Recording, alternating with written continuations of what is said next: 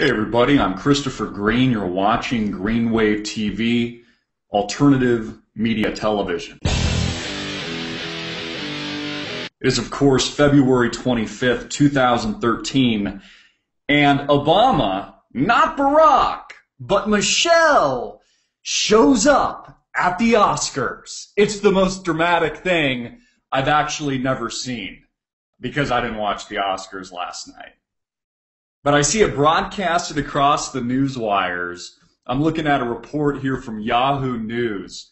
Michelle Obama surprises Oscars by presenting Best Picture Award. This is coming out of Los Angeles. U.S. First Lady Michelle Obama made a surprise and unprecedented appearance on Sunday's Oscar telecast when she presented the award for Best Picture. The first time a president or first lady has ever presented an Academy Award. Appearing live on screen from the White House in Washington, almost 3,000 miles from the Oscars ceremony in Hollywood. So this is a virtual, digital appearance. Because again, nothing's real anymore, America. We talked about this. I talked about this in my breaking video last week, or really just my introspective look at how technology has transformed our lives and taken what was real, taken reality, and turned it into non-reality. Where again, what we think is real and what is fiction blurs. And we see this all the time. We see this with these psychotropic medicated killers. We see this with Adam Lanza. We see this with Jared Loughner. You know, their eyes bugged out, crazy. You can see them. You can see the Prozac working through their eyeballs. No wonder these people go on killing rampages. No wonder these people are murdering people. Did they actually commit these crimes? Were they actually the ones behind the guns that pulled the trigger? Or is there something else at work here?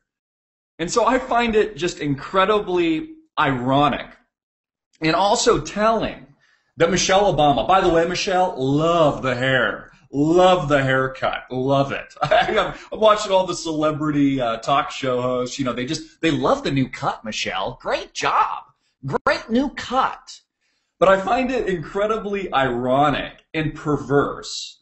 I spoke to this on my last radio program. You know, it's kind of like I puke and then I regurgitate the puke again. I puke in my mouth and then I swallow it. And I have to take another gulp. But I find it ironic that Michelle, whether or not it's in the virtual world or it's in the physical world, would make an appearance at the Oscars to support what? Violence in film? One of the movies that I did see, and I'm not even sure who won the Oscars because, again, I didn't have the luxury of watching it last evening.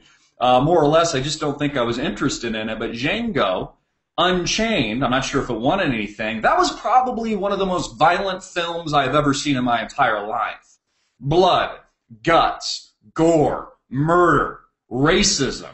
Jamie Foxx, famous for kind of ruffling his feathers around Hollywood, ruffling his feathers at talk shows, Saturday Night Live. He's made statements, I'm paraphrasing, black people are the most talented people in the world. And he alluded to the fact, basically overtly said that he loved that he was able to go on a killing rampage to kill white people in Quentin Tarantino's film. These are some of the most violent, gory, bloody, satanic films I've ever seen in my life. But Michelle, she's going to do a virtual appearance to support the Oscars amidst gun confiscation and a gun ban.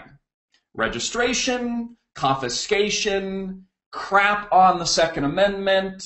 Once you have absolute power and total control, that's when you implement sheer force right on top. It's like Michelle's going to sit on the head of every single American. She's going to put herself and sit right on your head and press it down. Once they take the arms and they take the guns, we literally have nothing left.